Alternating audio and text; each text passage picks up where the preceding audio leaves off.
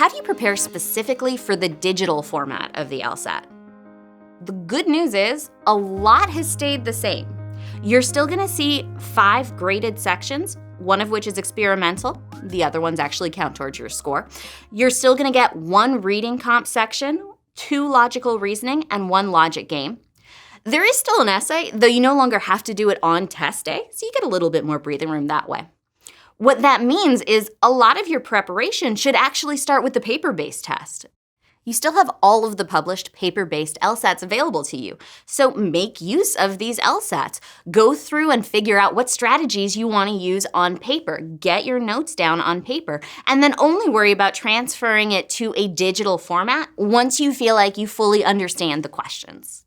So as you're working through these paper-based LSATs, you want to make the conditions as realistic as possible.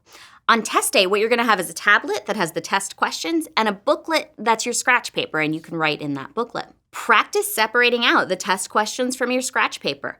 Limit what you put on the test questions to what you're going to be allowed to put on test day, which is highlighting, underlining, marking wrong answer choices, selecting right answer choices, and flagging questions.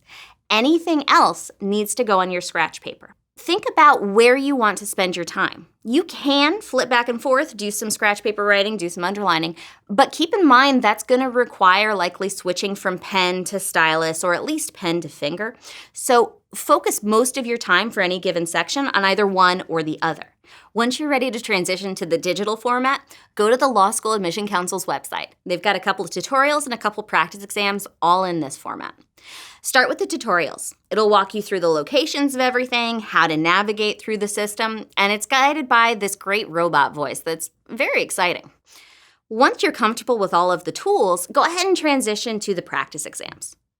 You're going to be able to implement all of the strategies that you've already been practicing with just a couple of things that might seem new.